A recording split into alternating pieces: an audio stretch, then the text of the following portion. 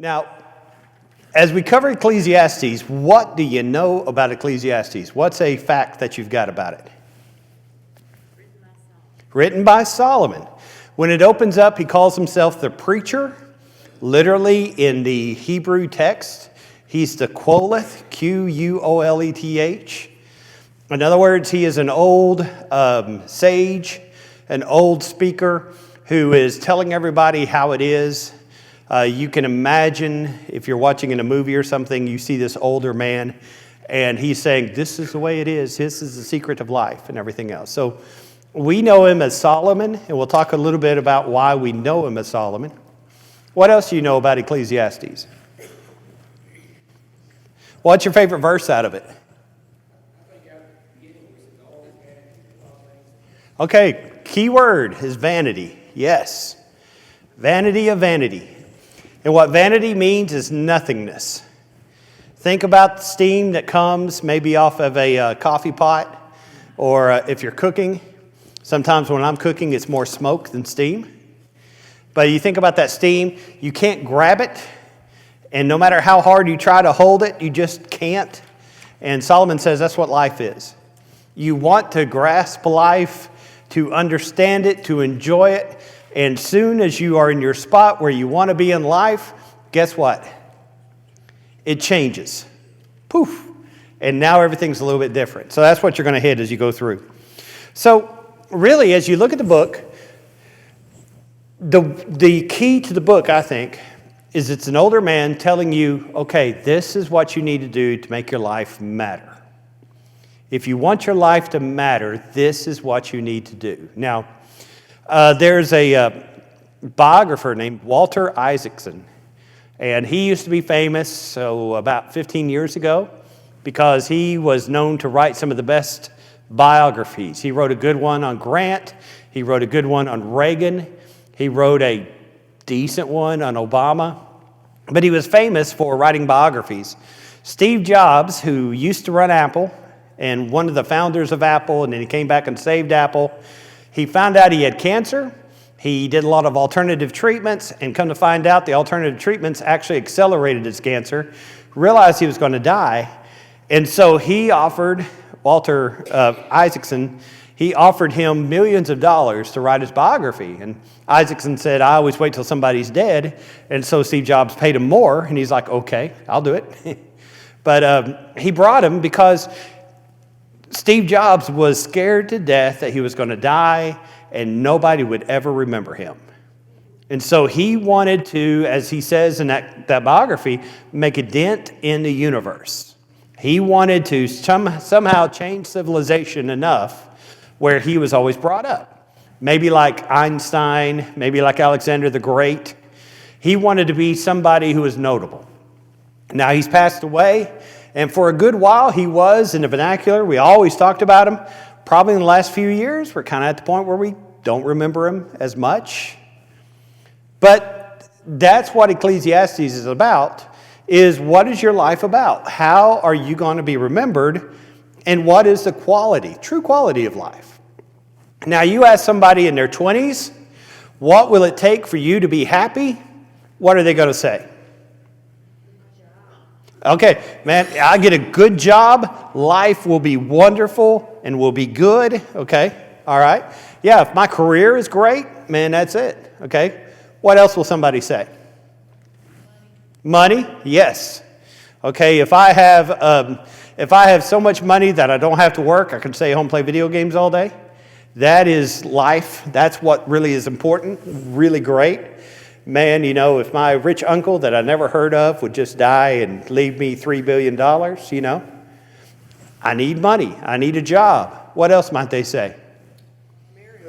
Hey, man, if I have a good-looking woman, right?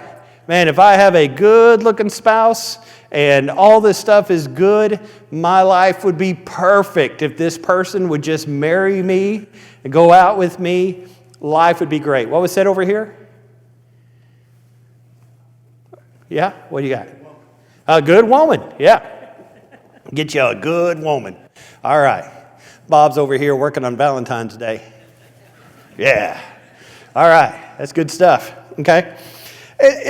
what is it what do you need to get all of this stuff? Well, if anyone's going to answer that, who's it going to be? Solomon. Remember when Solomon became king, God came to him in a dream, said, you tell me what you want and I'll give it to you. And what did Solomon say? Wisdom to know how to lead your people. I want to be a good king and keep your people faithful. And so God, seeing his heart, blessed him with relationships. The man had more wives than you can count. All right, just about an anniversary every day of the year. He had more money than you can imagine, to the point to where inflation hit Jerusalem so much that a bar of gold was just like a piece of dirt. It gave him all sorts of wisdom, where people were coming all the way from Ethiopia and just being fascinated with how much he knew. Gave him everything. And now at the end of life, he's kind of hanging out and saying, all these things I thought would make me so important and so great, I missed the boat. I missed the boat about what I need to do to make life meaningful. And so you see that Solomon wrote it, and the reason we think that is not only because of the situation which he was, but he was known to write many of these proverbs and songs, 1 Kings 4:32. Now, you look at this audience here, and sorry, when I wrote this, I think I'm using too big of words, to be honest with you. But the wisdom literature breaks into three parts. Proverbs is a happy book. And so I imagine Proverbs being written by somebody in their 20s, probably Solomon. This is the way things are. These are the way things ought to be, right? Train up a child in the way he should go, and when he is old, he will not depart from the Lord. That's the way it ought to be, right? Now, after you raise your kids and you look back, is that always true? No, not as much as you want it to be, okay? All right, and you go through Proverbs, and it's a very rosy way. Hey, you know what? If you do this, man, this will work out. If you seek wisdom, man, all these things will be great. And that is our thought process as we go through it. But it doesn't always work. Now, in the middle part of life, we have Song of Solomon, okay? The Song of Solomon is one of those fascinating books. You'll notice if you look up on that website, there's not a 13-week lesson on Song of Solomon, because I haven't figured out how to do that yet. And Song of Solomon is just one of those books, right? We were doing a survey of the Old Testament in our first day of Titus, teaching a high school class there and a middle school class there. And we were just running through the books, and I was just listing each one. And, of course, I flew over Song of Solomon, just mentioned a little bit. But it piqued the interest of one of the kids when they opened up Song of Solomon, and the whole class, they kept coming back and saying, can you believe that that's in the Bible? And I was like, okay, next book. And they're like, no, look at this. I was like, nope. In class, you're not allowed to read that part of the Bible, okay? But it's talking about Solomon and the love that he has for his wife. Now, Ecclesiastes is written much later, and you can imagine a guy who's had a lot of disappointment, a guy who's gone through and you see life very differently, maybe darkly, and he's coming back. So Proverbs and Ecclesiastes are kind of mirrors of each other, but Proverbs is very positive. Ecclesiastes, it's a dark book. You're going to die. He tells us that over and over and over. You're going to die. You get to that last chapter, and he starts talking about what happens to your body as you get old, and it's not what the things you want to hear. And so it's a dark book in that way. Now, what's neat about it is it quotes a lot from places far, far away. And those who don't like the Bible say that this proves the Bible's not true, because Solomon's quoting from Epic of Gilgamesh, which was not even discovered until about 50 years ago. He's quoting from some of these things in Egypt. He's quoting from a book that was written in Cush, which today we'd call Ethiopia. He's quoting from some books over in Babylon. The guy was very, very well read. Now remember, this is the day before internet. And so it'd be very difficult for somebody in Jerusalem to know about Gilgamesh, which came out of Babylon, to know about some of these other things from wherever. So how did Solomon have access to all that? God gave him such a large kingdom. God gave him a large kingdom. He had a lot of contacts. He had a lot of contacts. He had a lot of wives from a lot of places who brought their stuff. What you got, buddy? Well, he worked the room. He worked the room. He was a very wise man. He worked the room and he knew all these things. So this would be the height of academic scholarship that he's writing here as you look through and you get to see these things. So there's a lot of stuff going on and dating it. There's not a lot of Greek in it, Greek culture. Not a lot of Socrates, Aristotle, Plato. And that's because he lived before them, but it's also because it was before the ascendancy of the Greek world, which kind of dates the book back to Solomon's time. All right, so we talked about the type of the book a little bit and that sort of stuff. Now let's talk about the themes. And there's 5 themes. We're on the back side, if you will. And as you look at the themes, wisdom and pleasure are what? Worthless. Now, I don't think that. Life doesn't get better in a double cheeseburger. But wisdom and pleasure are worthless because once you've enjoyed it, it's gone, right? Let me see. Jeff's not in here, so I could. Oh, Jeff is in here. Jeff, close your ears.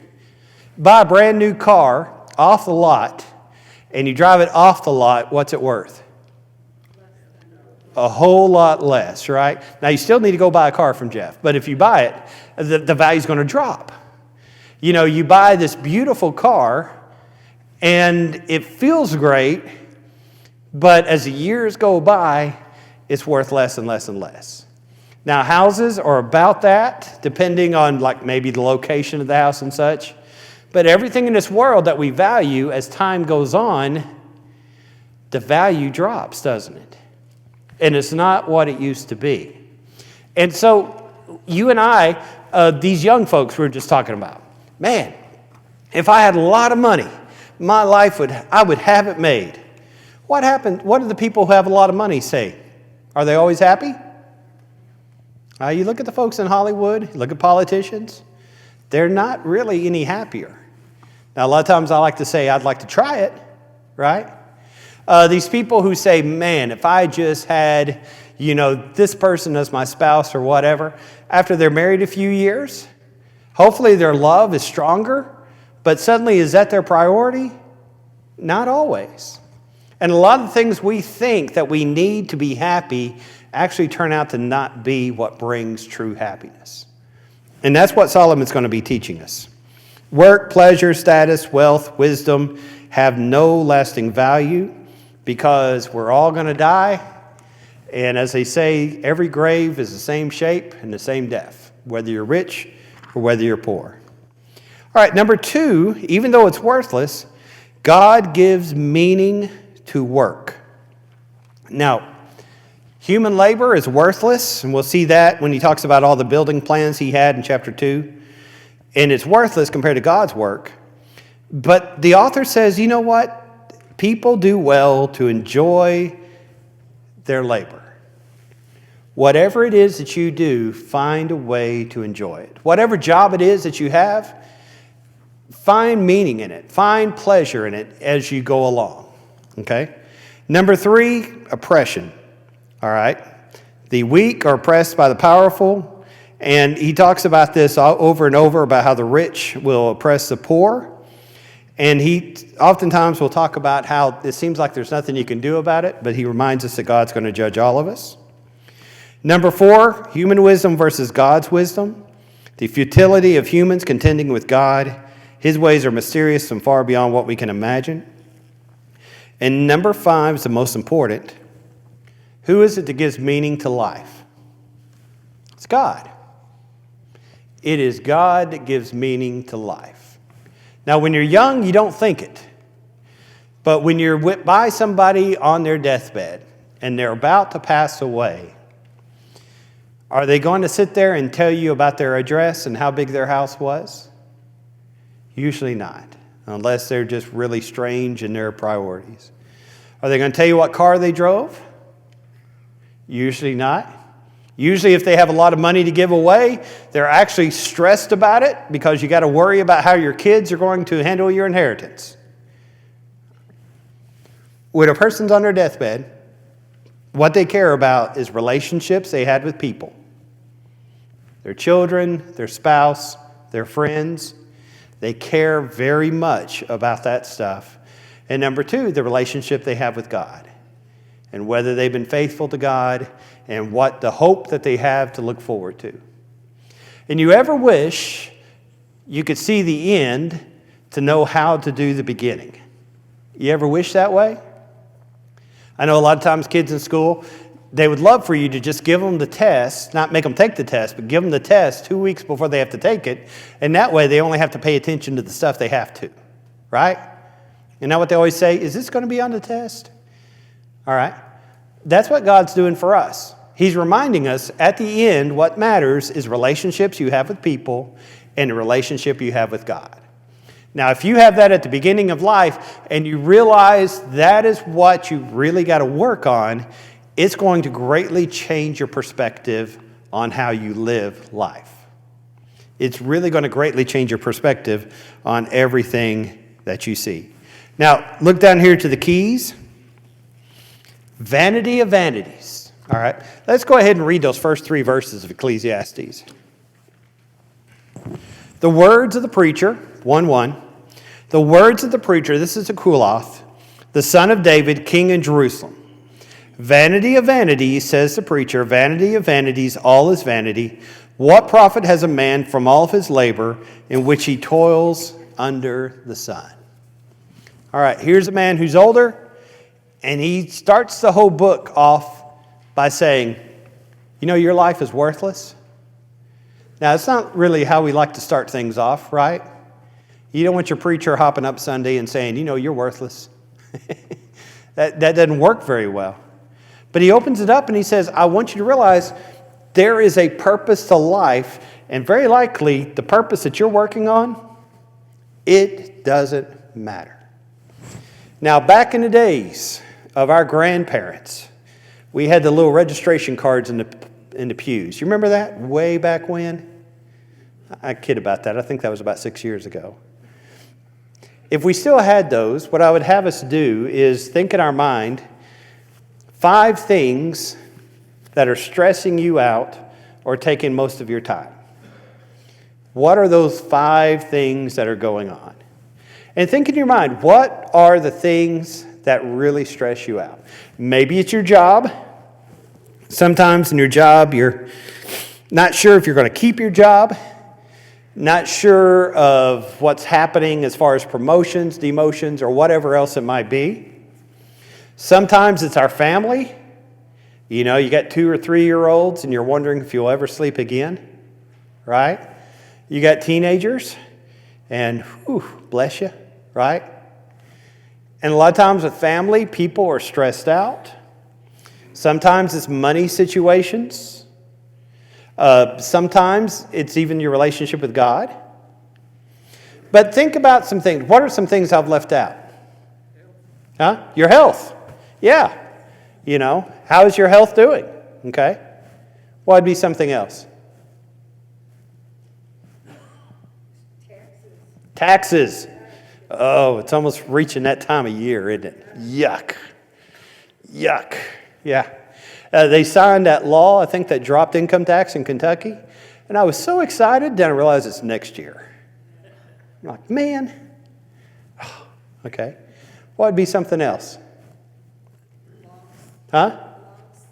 What is it? Oh, things that you've just lost. Grief. Dealing with grief. Yeah. All right. Now, as you write those things down, what you got to do, put yourself 20 years from now. Okay? Year 2045. Oh, that's scary. Okay? Year 2045, looking back at this time, what things are really going to have mattered? You know, you're stressed out with this 2-year-old. Hopefully someday they'll grow up and move out. Maybe. Okay? Your life's really going to change at that point. The relationships you have, you're going to make it through. You're going to mature and get there. Money situations, you'll go ahead. You'll finally work it out, whatever it happens. A lot of times the things that we are stressed about are things that are momentary, that don't last. And what Solomon is saying is, man, I've lived this life. I've had all the money in the world. I've built everything in the world. I have more relationships than you would ever believe. And he says, after I've lived my life, let me give you the cliff notes, or let me give you the secret. Everything you think is important isn't. It's vanity. It's grasping in the wind. Everything you think that matters probably doesn't matter as much. Now, that's kind of offensive. But what he's saying is, at the end, 12, 13, and 14, here is the whole duty of man. And what is the whole duty? Fear God, keep his commandments. You keep that relationship right with God and do things in godly ways, God's going to work it out. It's going to work out okay. Okay? The key thought is life apart from God is completely void of meaning and purpose and full of disappointment. If God is not in your life, it doesn't matter what blessings you have. It just isn't going to work. And this word vanity, which we mentioned before, 37 times in the book. And what it means is it's useless. It doesn't matter. And he's going to say it over and over and over. Like I said, it's a very dark book. And you read it and you're just like, whoa, man, this guy, he's got some trouble here. And the other concept, when he says under the sun, what that means in this book is 28 times. It means anything apart from God. Okay? Now, on the back side, let's look at some of these. These are my favorite verses that I got out of the book that I like to talk about. Okay, 1 verse 11. Look at this verse. And it'll kind of tell you the darkness of the book. There is no remembrance of the former things, nor will there be any remembrance of things that are to come by those who will come after. That's a little different than the Steve Jobs, I want to make a dent in the universe and be remembered forever. Right? And that's kind of depressing, but it shows us, there's something different that you need to be shooting for. Now, we're different in Marshall County because everybody's related to everybody. And so family trees a lot of times are pretty important. I joke, and I think the time has passed long enough where I can joke about it publicly. One time one of my kids was playing a sport here in Marshall County, and a mother talked to me, and she wanted to know where my family was from. And that's because her daughter had the last name of Ray, and they wanted to make sure that she liked him. I don't think he liked her, but she wanted to make sure that we weren't cousins. And I was like, no, we're not cousins. Our family's from way off. But, I say all that. Most people here know their grandparents. Maybe you've heard of your great-grandparents. But you go further back than that, unless you're really into 23andMe and genealogy, you probably don't know your great-great-grandparents. And you don't know what their struggle was, probably before the Great Depression. You don't know what it was that they were going through. And so what Solomon is telling us here is, since it's you, since it's me, we feel all important, but there's really not anybody who's going to remember us necessarily. There's really nobody that's going to, we're not as important as we think we are. This is true for preachers. Guess what? If I wasn't a preacher here tomorrow, you would have another preacher in about 2 or 3 weeks. And it's just one of those things where if you lose your job, you got somebody else who'll fill your job. We're not as important as we think we are. And so that's what 111 is telling us. 118, for in much wisdom is much grief. He who increases in knowledge increases sorrow. Now, you never tell that to somebody who's in college or in school. But the more you know, the rougher life becomes. That's kind of the opposite of what we think.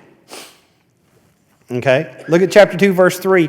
I searched my heart, how to gratify my flesh with wine, while guiding my heart with wisdom, how to lay hold on folly, till I might see what was good for the sons of men to do under heaven for all the days of their life. We're going to start in chapter 2, and he's going to decide to start drinking all the time. He's going to go, as some people would say, party, party, party. Because he thinks, okay, that's how you find life. If I just got drunk, everything would be much better. If I ate the best food, everything would be much better. If I just did the silliest stuff, went on every single vacation, everything would be so much better. he realizes that's not the case.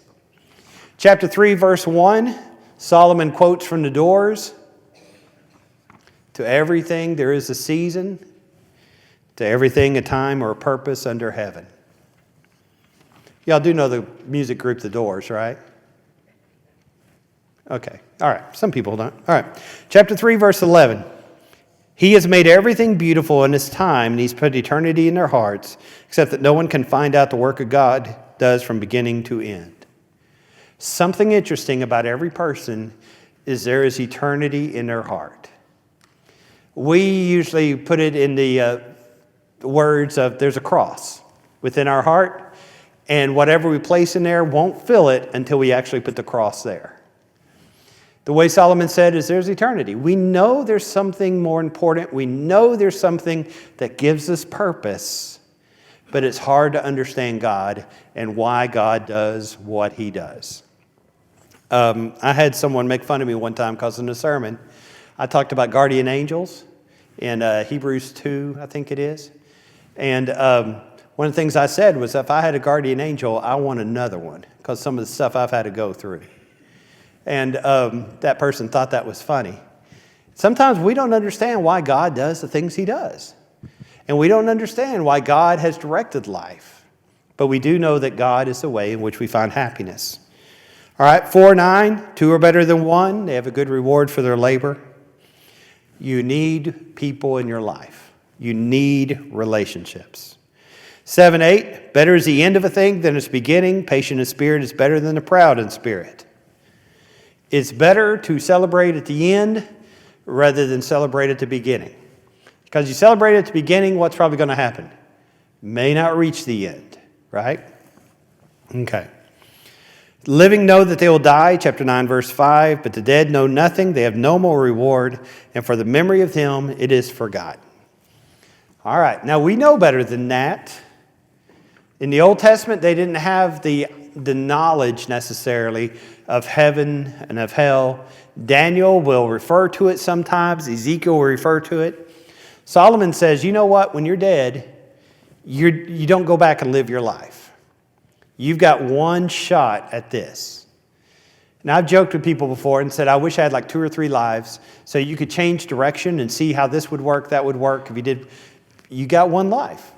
And so the decisions you make are important as you go through there. All right, chapter 9 and verse 10. Whatever your hand finds to do, do it with all your might. There's no work or device or knowledge or wisdom in the grave where you're going. In other words, he says, live. Live your life with everything that you've got. Because there's no reverse. Take opportunity whenever it pops up to do things, to experience things, to get to know people. You want to live a life where when you're sitting around talking to your grandkids, you have something interesting to talk about. Take advantage of opportunities whenever those opportunities pop up. That's an important thing to know. Okay? 12 verse 1, remember now the Creator in the days of your youth, before those difficult days come, the years draw near, when you say, I have no pleasure in them. The longer you wait to be faithful to God, the harder it's going to be. The longer you wait to give yourself, the harder it is. Now, many people say they want to have that deathbed confession right at the end, be baptized and then die. And that way they can live any way they want. Solomon tells us the best time to obey God is right now. Because you don't know what tomorrow holds. And you don't know what confusion you may have. You don't know what might happen. So right now is the time to make things right with God. Right now is the easiest time you'll ever have to live righteously for God. 12:13, we already quoted that. It's the conclusion of the whole matter. Fear God and keep his commandments, for this is man's all. These are important things for us to know. All right, any more?